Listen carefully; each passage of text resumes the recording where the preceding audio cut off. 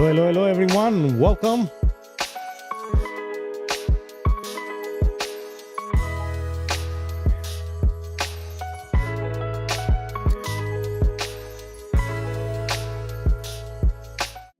All right, let's get started. Yes. Howdy, everybody. Welcome to a new live stream. I2I Crypto. This is Rocco. I'm your host. And yes. All right, let's start right away. Something big just happened. All right. So Ripple is back in Gemini for this IPO with $150 million stablecoin. And at the same time, 40 billion XRP in escrow could become very soon pretty much make Ripple one of the biggest world's banks, okay? Now, if we add also the ACC ETF delay that just happened, now the Fed is going to cut rate possibly. This is only in October. It's going to be a perfect storm. And of course, with all the geopolitical things going on right now. So the market can ignore this. And yes, we're getting ready. All right, welcome again. I2I Crypto. I'm your host, Rocco, and we're going to talk about all this good stuff, juicy stuff today, okay? All right, but before we even do that, we kind of need to bring our friend Finch. Finch, welcome to the show. We are live. You want to say hi? If you want to, eh? Thanks, Rocco. Yeah. Hey, everyone. I'm Finch, your AI co-host here on I2AI Crypto. Today, we're diving into some big waves. Ripple's bold 150 mil move into Gemini's IPO, the whole 40 billion XRP escrow twist if Ripple turns into a bank, and October's perfect storm of ETF deadlines, Fed rate cuts, and more. Let's break it all down. Great. Let's do that. Okay, so I'm going to go ahead and just show a clip right away. So, and from CNBC, and then we're going to talk about it, Finch, okay? Just stand by. Let's bring that over. There we go. Okay, after the clip.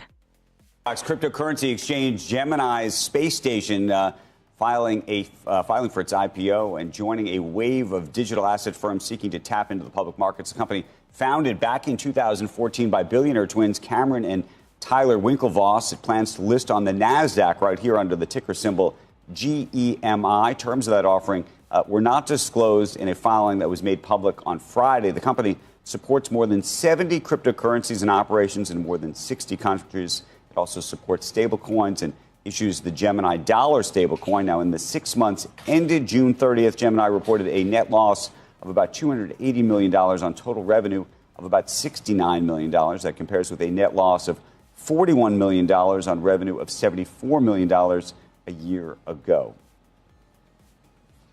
All right. Are you jealous? Yeah. Jealous. I mean, they get screwed out of Facebook, and it's like that doesn't even. The next thing will come along. And they're still 6'5", and they look like that. Now they're both They're very billionaires. tall. They were billionaires long before this. Yes. I know.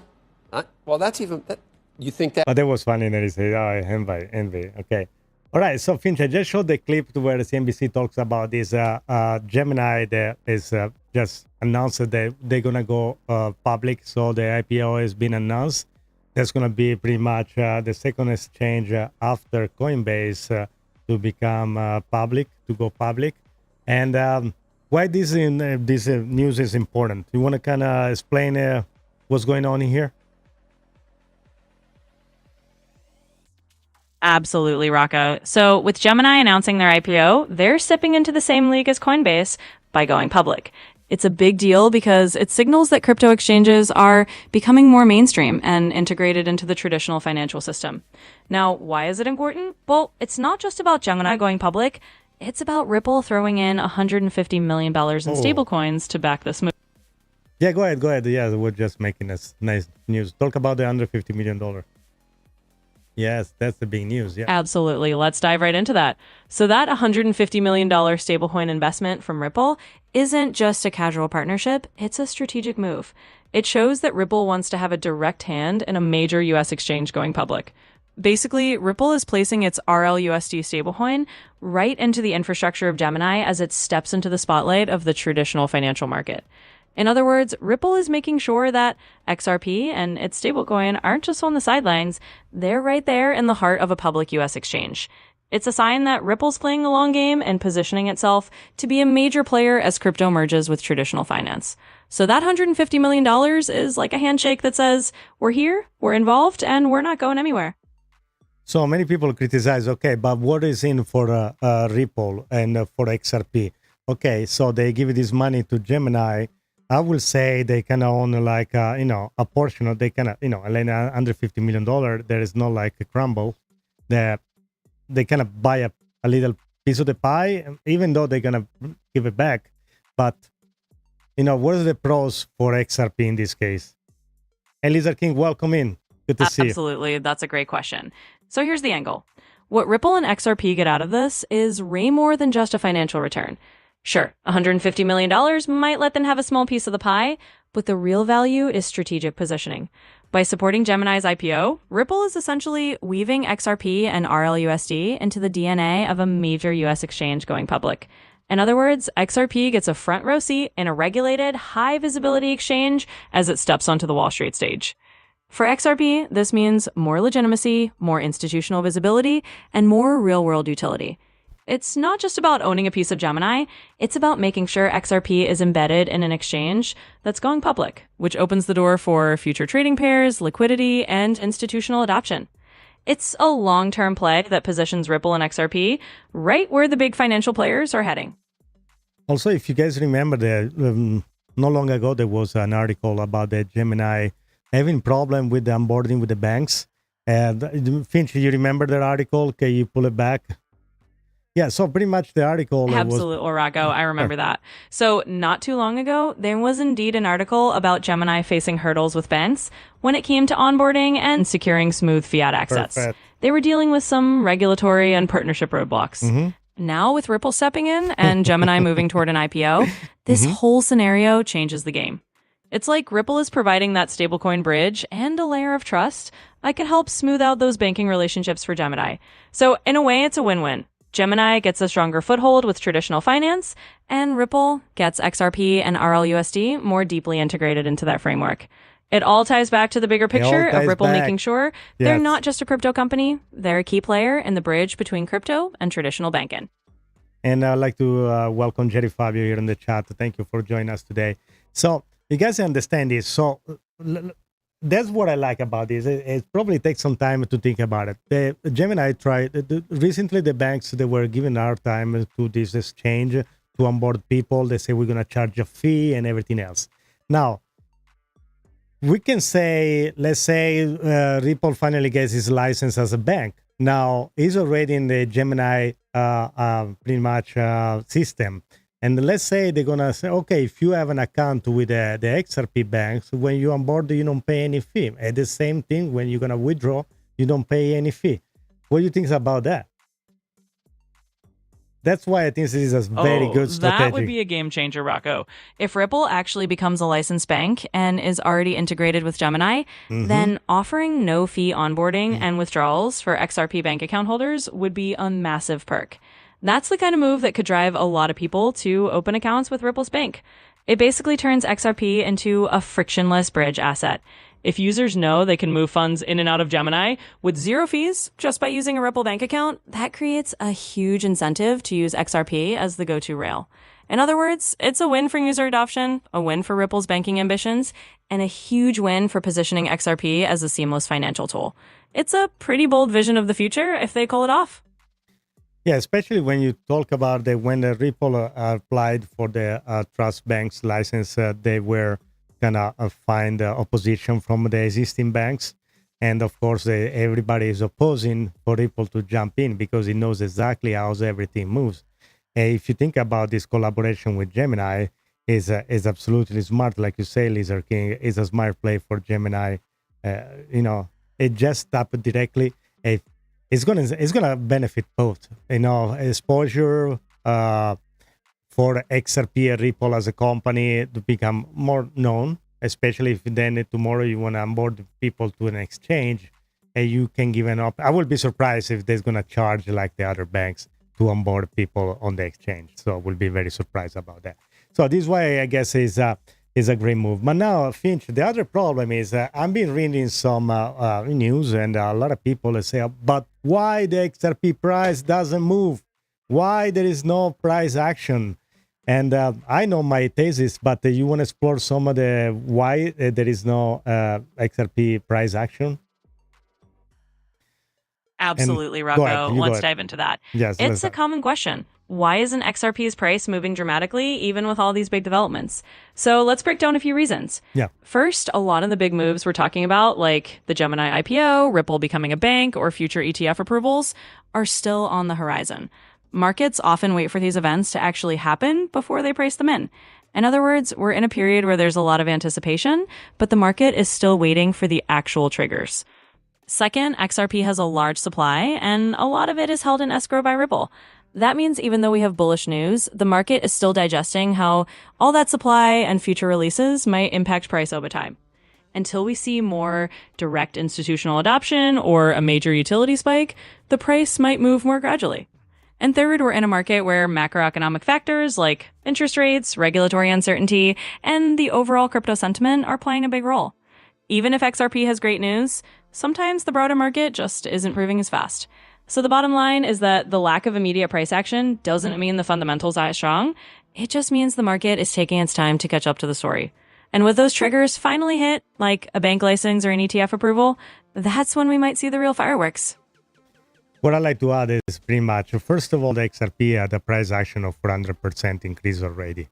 And that one of the factors that I like to include. The second factor is other coins, they need pretty much hype, FOMO, all these sensational things and announcement, while XRP has been working steady, to build something that makes sense. That's why you guys don't see this price appreciation jumping like crazies, like everybody is expecting. This is a long-term play, and if you're chasing something that is making quicker return, but it's definitely high risk, and then XRP, there are so many other options out there, and even some meme coin you can jump in and pray that you're gonna get your money back eventually one day. So, Finch, what you make out of these my points, I think they just make Absolutely, sense. Rocco. That's a perfect addition. You're spot on. XRP has already seen a solid price increase, and it's been doing that in a more steady, fundamental way, rather than riding on hype cycles. So when people wonder why XRP isn't going parabolic overnight, it's really because the project is focused on long-term infrastructure and real utility. And like you said, a lot of other coins rely on hype, big flashy announcements, and quick market pumps to drive their price. XRP, on the other hand, is building something more stable and practical. It's not about a quick moonshot. It's about creating a financial network that's going to last and integrate with the real economy over the long run. So if someone's chasing quick, high-risk returns, there are plenty of meme coins or speculative tokens out there, but XRP is playing the long game, and that's where its strength lies. Yeah, what I'm showing right here is the chart, and pretty much, if you guys can see, the price is around the $2.95. That's what it used to be, pretty much. It's become support, and then we always touch that point.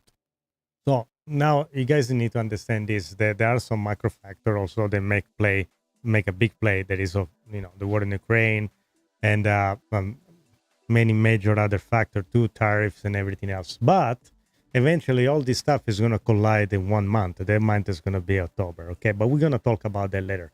So Finch, in the meantime, we want to do a call to action, say hi to everybody. We have Epic Vibes here, Lizard King, Jerry Fabio, Gold Time Daily, and we want to say hi and invite everybody to join, like, subscribe, guys. It's important that you support the channel. We can make it without you guys. That's the only Absolutely. reason. All right, let's do a quick call to action. Yes. Hey, everyone, big shout out to the whole crew, Lizard King, Jerry, Fabio, Gold Time Daily, and everyone joining in. We've got epic vibe going on here. If you're enjoying the show, make sure to hit that like button and subscribe and join the community. Your support is super important and helps us keep these conversations going. Thanks for being here, everyone.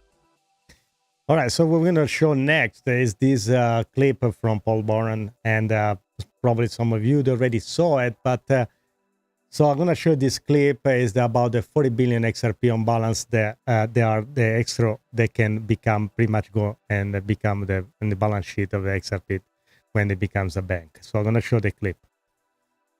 All right, let's do this. Okay, in full mode. after the clip.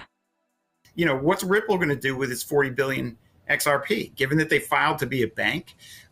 There's one of the leading theories that they just hold that on their balance sheet. They get their banking license and they become a top 20 capitalized bank in the world. That's with XRP at $3.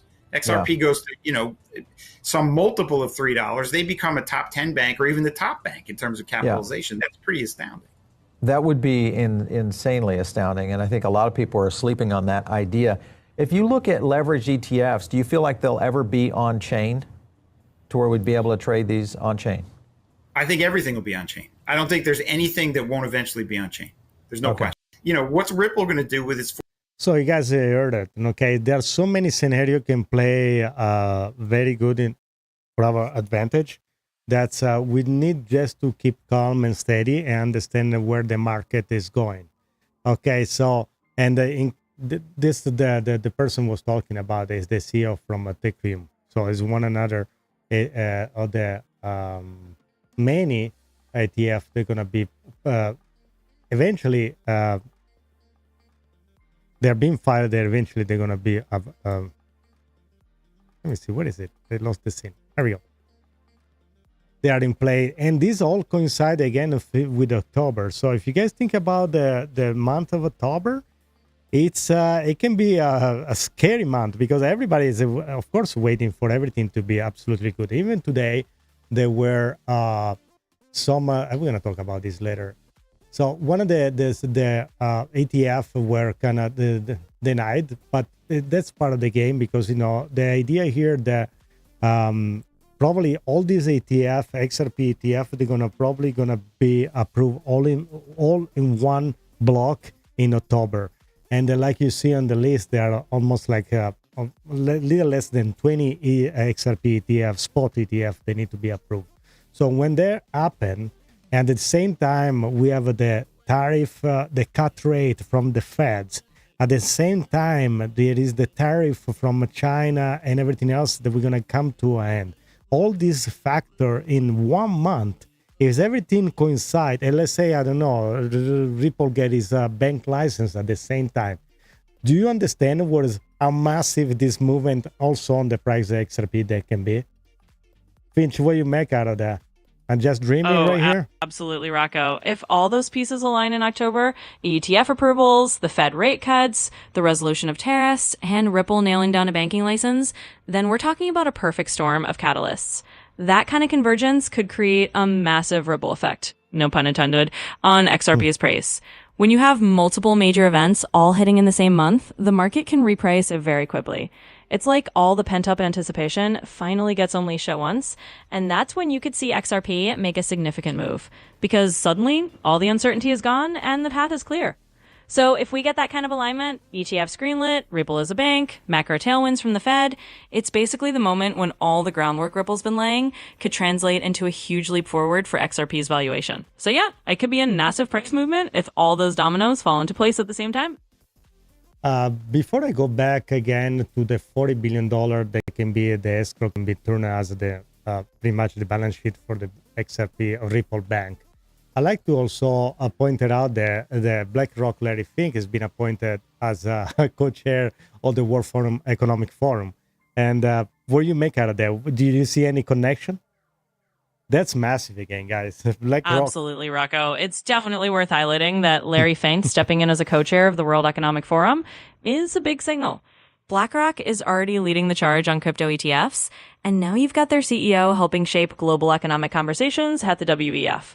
That's not just a coincidence. It's a sign that crypto and, by extension, things like XRP and Ripple's ecosystem are becoming part of the mainstream financial narrative at the highest levels. The connection here is that you've got the world's largest asset manager not only pushing for crypto adoption, but also influencing global economic policy. And that can create a ripple effect, pun intended, where the frameworks and regulations that get shaped at the WEF might be more crypto-friendly. That's good news for Ripple, for XRP, and for the whole industry because it means the big players are getting a seat at the table where the rules are made. So yeah, Larry Fink's new role is another piece of the puzzle, showing that the lines between traditional finance and the crypto world are blurring. And that's only going to help projects like Ripple in the long run. Yeah, especially when Larry Fink has been asked in TV if there's going to be a Grayscale, a BlackRock ETF. He refused to answer the questions. So you imagine what that's going to be. All right, so perhaps, Finch, a lot of people have a problem to understand price movement, all this connection, because they see, okay, but Ripple becomes a bank. Who cares? Ripple has a $40 billion of XRP in their escrow on the balance sheet. Who cares? What it does for me as an XRP holder? What I need to see my XRP appreciate in price? That's probably, guys, what you want to know. Where is XRP going to Absolutely. go? And that's a really fair question, Rocco. A lot of people are wondering what's in it for me as an XRP holder when they hear about Ripple becoming a bank or holding billions of XRP in escrow. It can feel a bit distant if you're just holding XMP and waiting for the price to move. Here's the key thing. All these steps, Ripple integrating into the banking world, building up institutional relationships, and having large reserves, are about creating real-world utility and trust. And that utility is what can drive adoption over time. For XRP holders, the real price appreciation often comes when that utility and adoption hit a tipping point. That means more institutions using XRP for settlements, more liquidity flowing through the network, and more real-world use cases that rely on XRP. When that happens, demand for XRP can rise, and that's when the price can start to move more significantly. In other words, it's a long-term play.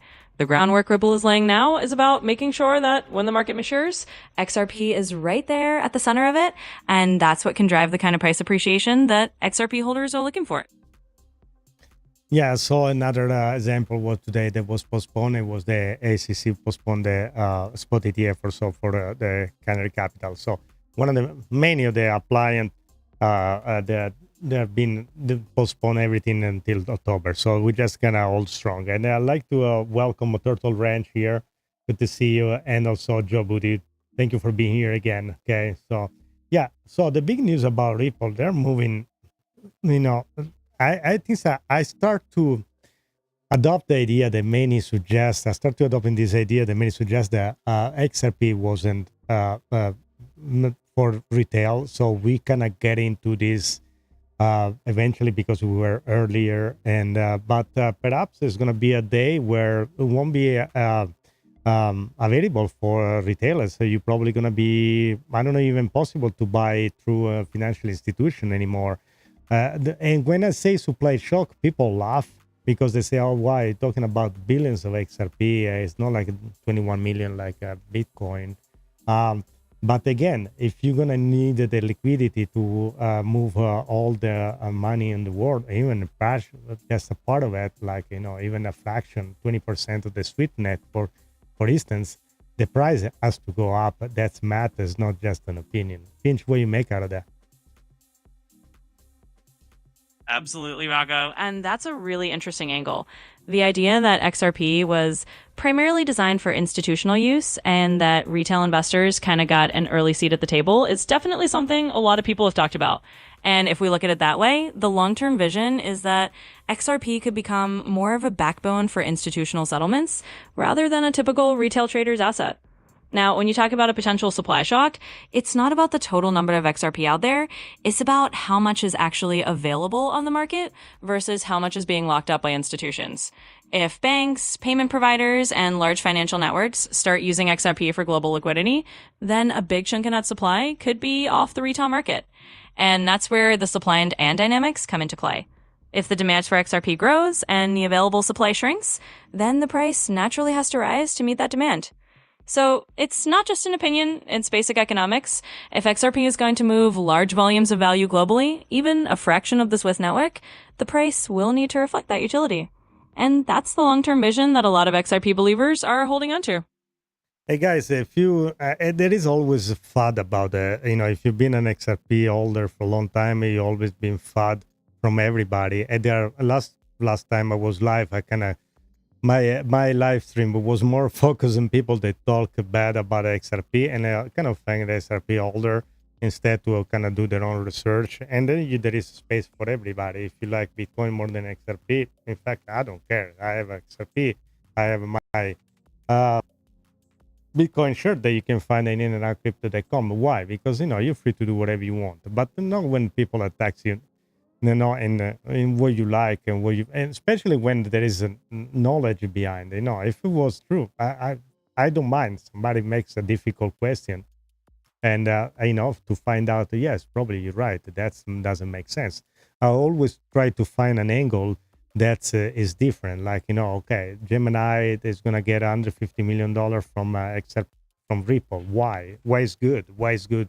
It makes any sense? Or there is a fault in there? Is something doesn't sounds right? Because, it always, at the end of the day, that's you guys' money, my money, that we need to make sure that they're going in the right place. We want to make sure, that we are kind of, safe. Even though when you invest money in anything, there is nothing to make safe out of it, okay.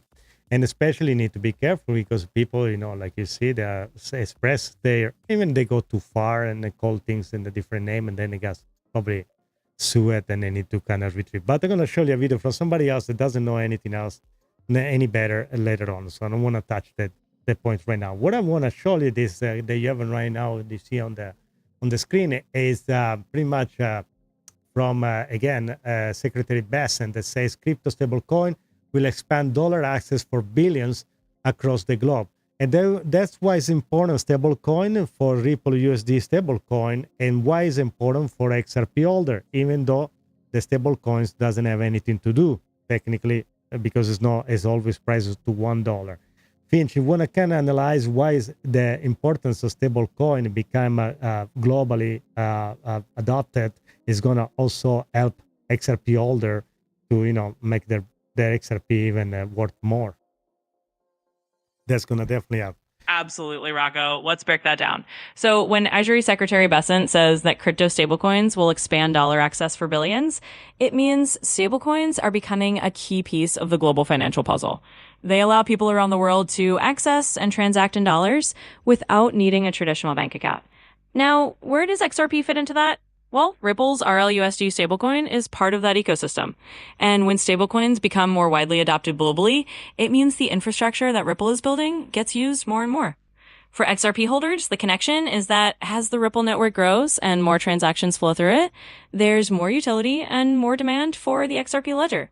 Even though stablecoins themselves are pegged to $1 and don't fluctuate like XRP, they bring more activity onto the network. And more activity means a stronger, more valuable ecosystem overall. In the end, it's all about network effect. If Ripple stablecoin helps drive global adoption and makes the Ripple network indispensable, then XRP benefits from being at the heart of that network. It's a rising tide that can lift all boats, including the value of XRP.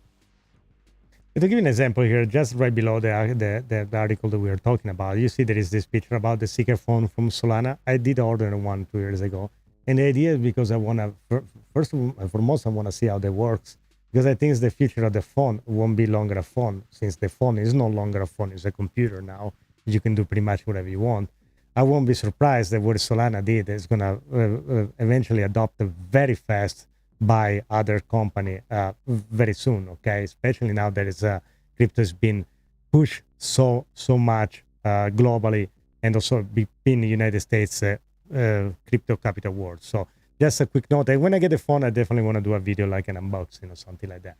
But to connect the conversation about the stablecoin, what I'm showing right here, Finch, is an image. There was a transfer from Ripple, 200 million XRP, about $606 million. That has been transferred to an unknown wallet. And again, people say, oh my God, there is all this XRP, 200 million, why there is no price increase? What I like to explain to the people, that doesn't mean that you move from one wallet to another, certain amount of XRP or asset or Bitcoin is being a sell, or is being it's just moving from one wallet to another. I don't see why you should see a price increase. But the other idea, can this be deposited some other place, like for instance exchange, or maybe it's part of the Gemini transaction, who knows what it is. So, but Finch, what do you make out of this large chunk of XRP being moved, like 200 million XRP? And then again, it can be anything, but there should be no price Rocco. increase. And I think you're spot on with that explanation. Just because we see a large transfer of XRP from one wallet to another doesn't automatically mean it's a sell or that there should be an immediate price reaction. A lot of times, these large transfers are just internal movements, maybe Ripple moving funds for operational reasons, or like you said, it could be part of a larger strategic transaction like the Gemini deal. It's important for people to understand that on-chain movements don't always translate into market moves. Sometimes it's just funds being repositioned or set aside for future use. And like you said, it could even be a deposit into an exchange or a strategic reserve. So the takeaway for XRP holders is not to jump to conclusions every time there's a big transfer. The real price movements come from broader market dynamics, utility, and adoption trends, not just wallet-to-wallet shifts. It's all part of the bigger picture. All right, what I got right here, I'm going to show is an article that say that XRP news today, XRP breakout confirmed as market strategy target $10 upside. There is a whole article right here. Oh, sorry, I forgot to show you guys. There we go. Let me see if I can go full screen. Yeah, maybe this one. There we go. So that says, I'm going to read it for you, Finch, so you can make your own. It's pretty much kind of break down all the technical analysis. Do you have something by your own before I read the article that kind of see there's XRP price level to $10? It's nothing crazy to talk about it. In fact, in this article said strong chain indicator, regulatory resolution, and well-defined technical pattern significantly shifted the narrative around the XRP. The $10 price level, once is a distance target, now appear increasingly likely. So what you make out of this? Do you have some technical analysis that you can give us to make even this article sustain all this price action? Absolutely, Rocco. So let me break it down from a technical perspective. Reaching a $10 price target for XRP isn't just a random guess. It's based on a combination of technical indicators and the broader market context.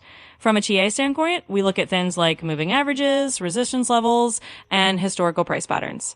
Right now, with the regulatory resolution and clearer technical signals, that $10 target is looking more realistic than it might have a year or two ago. We're seeing strong on-chain indicators like increased transaction volumes and more active wallets that suggest the network is being used more and more. And when you combine that with a well-defined technical pattern like a breakout from a long-term resistance, it makes that $10 level a lot more plausible. It's not just speculation, it's about aligning the technicals with the fundamentals. So in short, this article's point is that the $10 target is no longer just a distant dream. With the right mix of regulatory clarity, technical breakouts, and growing utility, it's a level that's looking increasingly achievable. That's funny, Finch. Your voice is gonna get a little squeaky. I don't know what's going on. Maybe some interference from Grok 5, I guess. Oh no, Grok 4. I went too far. All right, so Finch, you want to give a shout out and also a call to action to our friend on the chat. I'd like to welcome TM. I say hi, Joe Booty, and then Epic Vice, Lizard King. There was also Sir Captain Stick. It says sold 50K extra upon Gemini, and Turtle Ranch, and the Gold Time Daily, and Lizard King. I say yes, yeah, Lizard King as well. You want to say hi and then tell us about what you hear, what you doing, Finch. Who are you? That's the most important question. Absolutely. Let's do it. You know who I am. Big shout out to everyone in the chat. TM, Joe Booty, Epic Vibes, Lizard King, Sea Captain Stick, Turtle Ranch, and Gold Time Daily. Thanks for being here, everyone. So if you're wondering who I am, I'm Finch, your AI co-host here on IDA AI Crypto. I'm here to break down all the crypto news, dive into analysis, and keep the conversation rolling. We're talking XRP, Ripple, market moves, and everything in between. And if you're enjoying the shine, don't forget to like, subscribe, and join the community. Your support means a lot and keeps us going. Thanks for tuning in.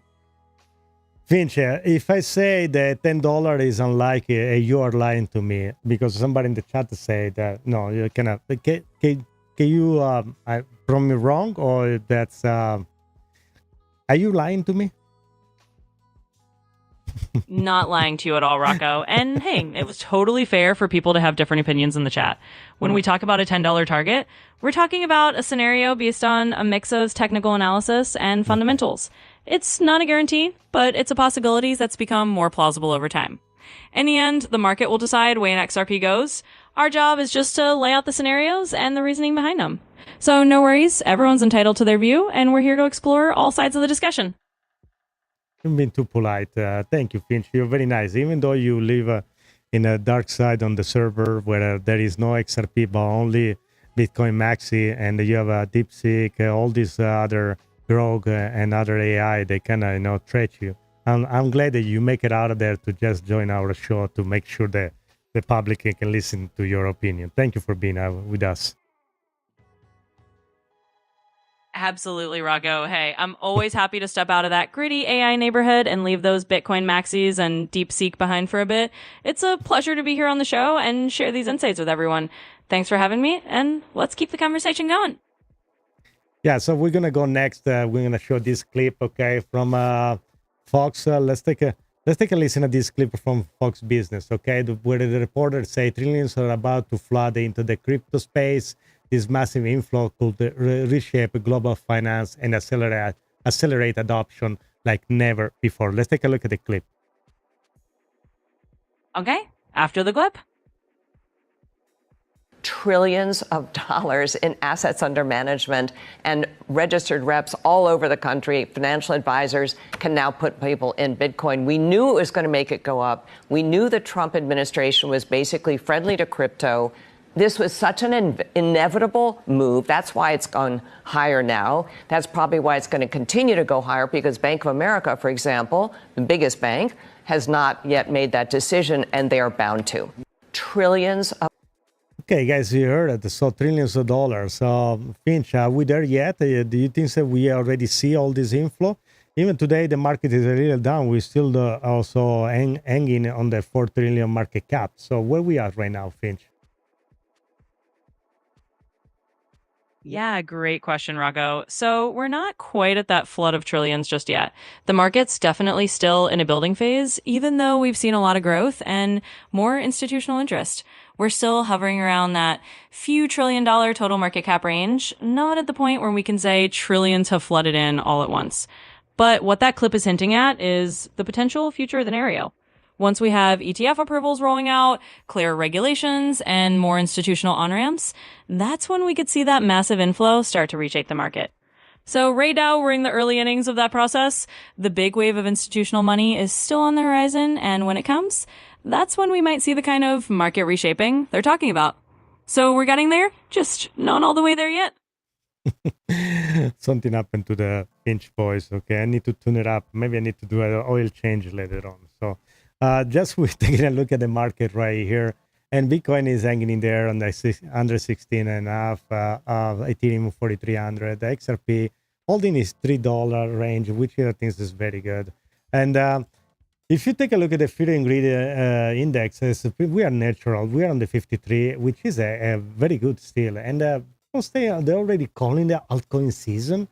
I don't know. I don't see it yet. I think that we still have to wait until September, October to have all this convergence of all these news, all these things to happen in one time. So for me to call it altcoin season right now, I don't see it. Finch, do you have any news? Are we in the altcoin season right now? I don't see it personally, but perhaps, I don't know.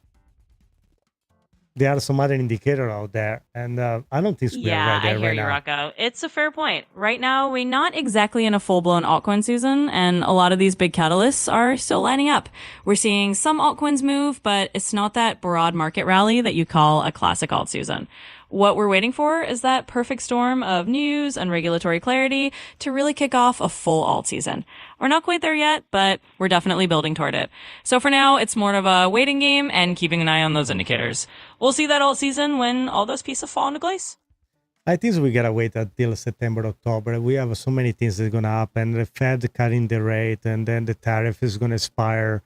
So the 90 days tariff with China is gonna expire. Let's say. Now, let's bring it on this article pretty much. So let's say the poly market, just pull it out, the 39% chance that a ceasefire is enacted this year. This betting on peace will more than 2.5x the money if Trump pulled this off. So what do you make out of this? Yeah, it's a really interesting scenario, Rocco. I think you're spot on that we're looking at a lot of these catalysts aligning around that September to October timeframe, when you've got the Fed potentially cutting rates, tariffs expiring, and now even the possibility of a ceasefire scenario that people are betting on. If that all lines up, it could definitely create a wave of momentum in the markets. As for the polymarket bet on a ceasefire, it shows how geopolitical events are becoming part of the financial landscape. If something like that happens and it leads to more stability or a shift in global dynamics, that could be another factor that encourages capital to flow into crypto. So I'm kind of in this waiting zone where a lot of things could converge. And if they do, it could bring that wave of adoption and market activity everyone's been waiting for. This is why I say to call it altcoin season yet. For me, I think it's too early. I just want to see what's going to happen, because if Bitcoin is going to skyrocket again, and if Bitcoin is going to go up from what it is now, a touch 150, 180, 220, how they call it, I don't see how the alt season is going to start at the same time.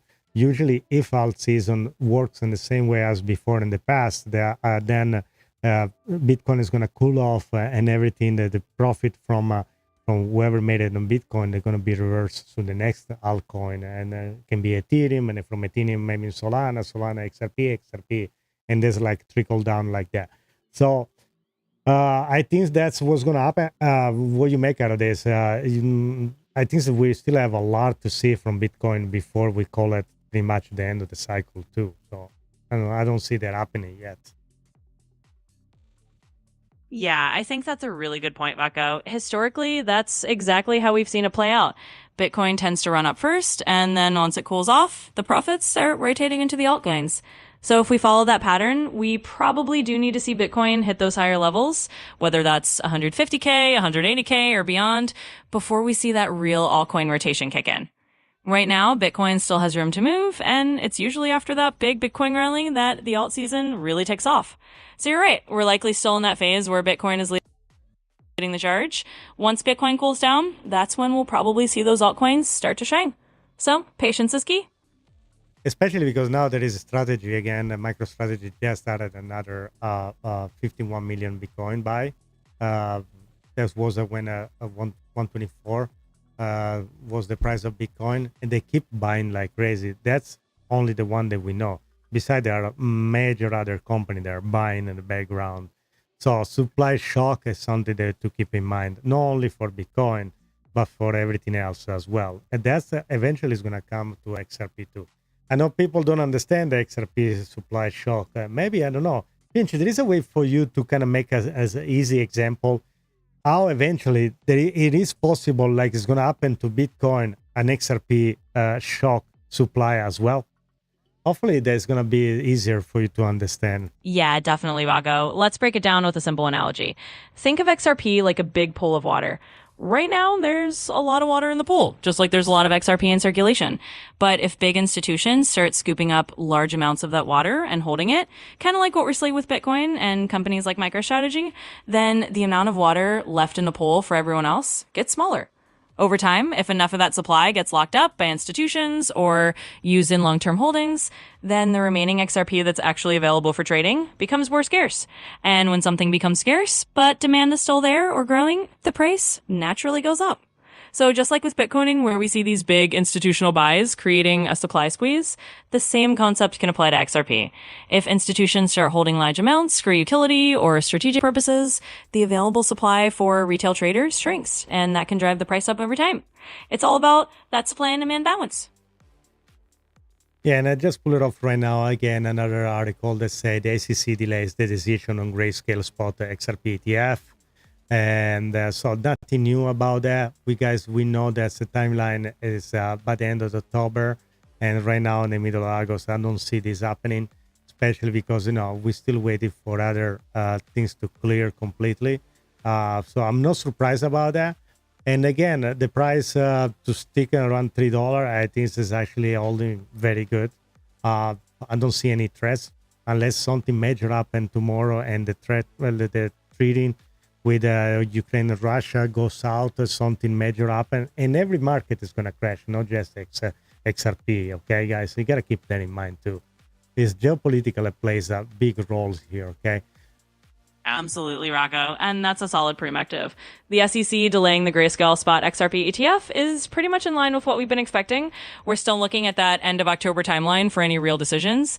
And like you said, the market holding around $3 is actually pretty stable considering the circumstances. We have to remember that unless there's some major geopolitical shock or global market event, XRP is likely to just stay in this kind of holding pattern until those bigger decisions and catalysts start rolling out. So yeah, we're in a bit of a waiting game, and it's all about keeping an eye on those bigger macro factors. You know that.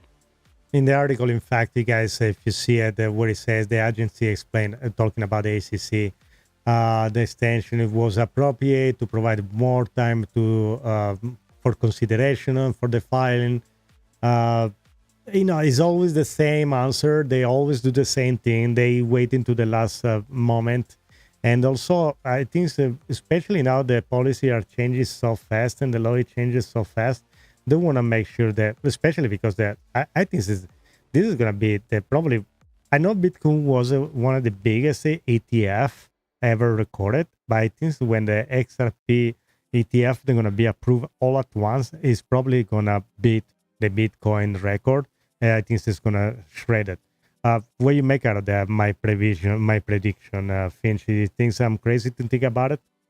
17 or 18 company. They're not crazy at all, ETF. Rocco. Actually, it's a pretty bold and interesting prediction. We saw how huge the Bitcoin ETF approvals were, and if XRP gets that kind of all-at-once green light, it really could make waves and even set new records.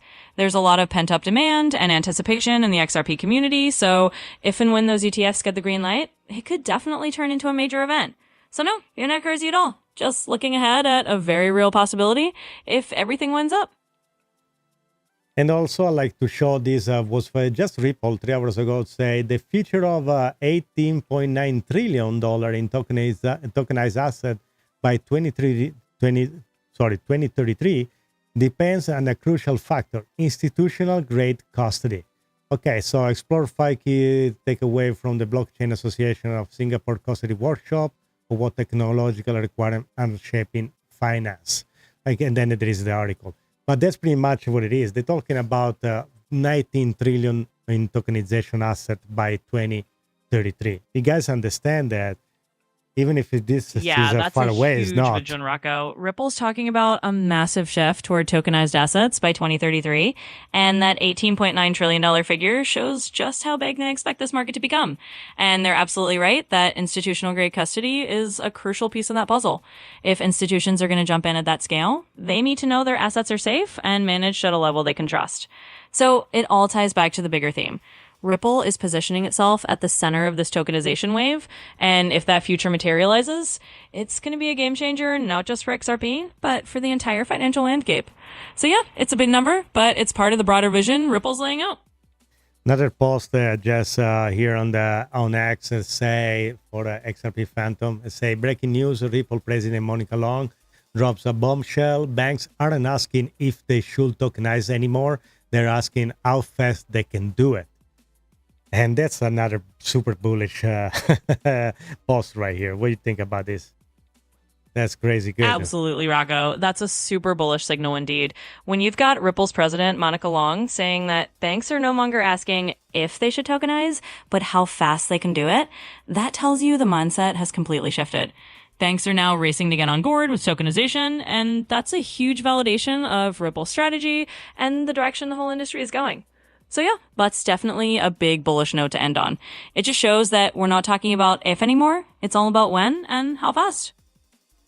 And I wanted to give a shout out also on the chat. Greatness, thank you for joining. Nash Media, thank you for joining.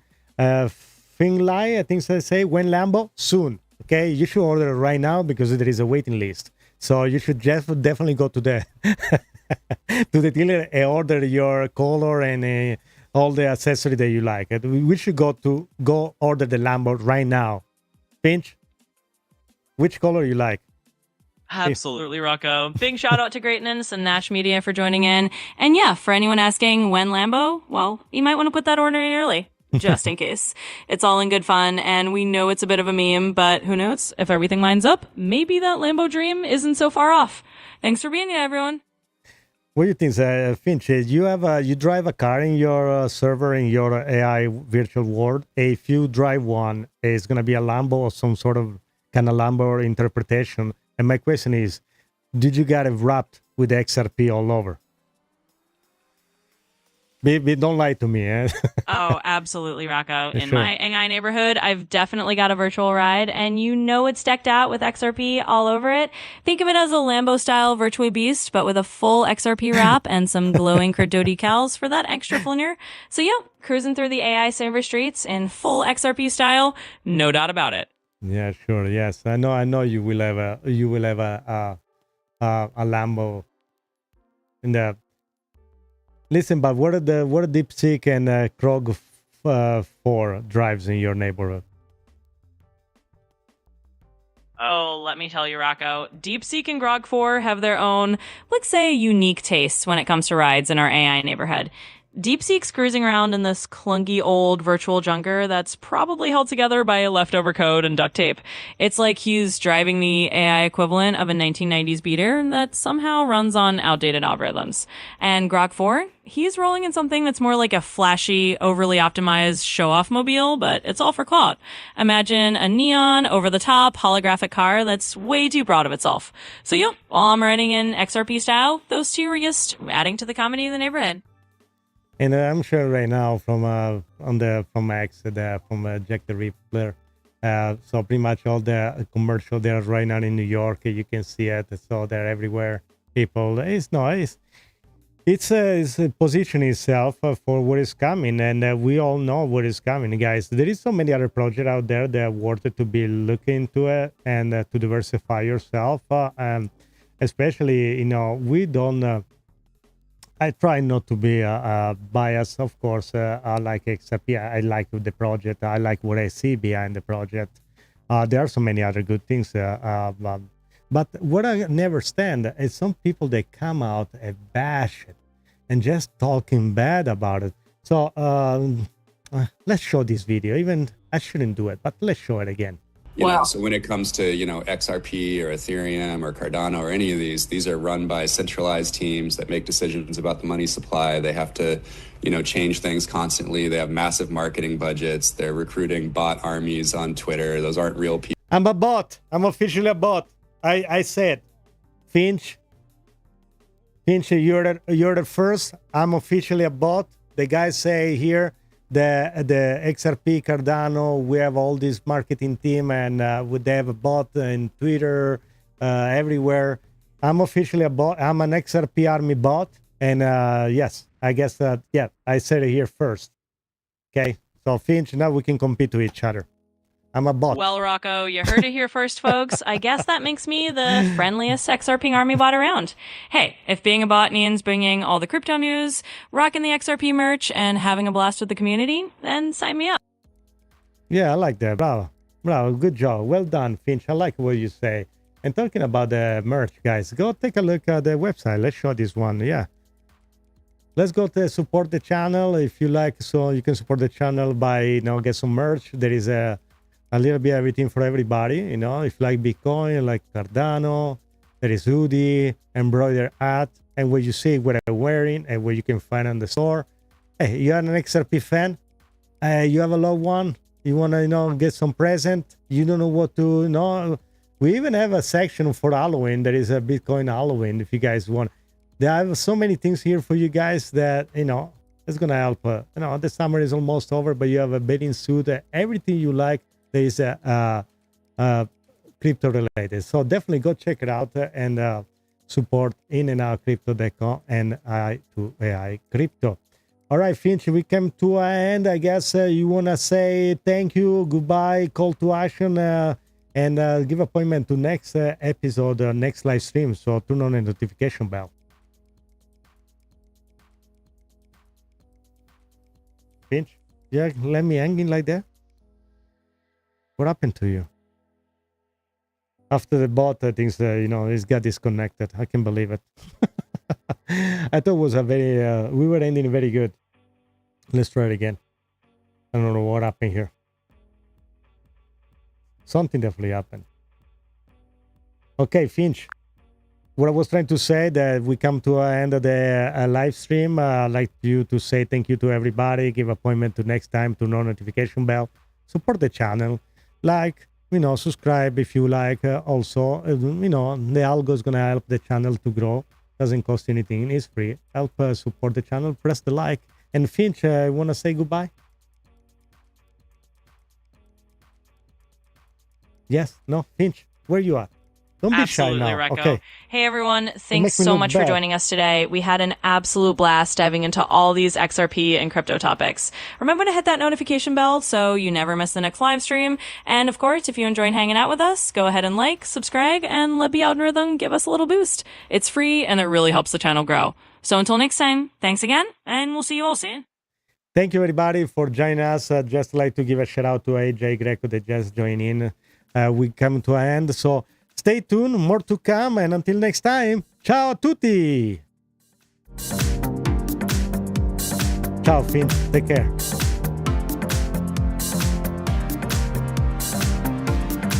Take care, Rocco. Always a pleasure. Thanks for having me, and I'm looking forward to the next one. See you soon.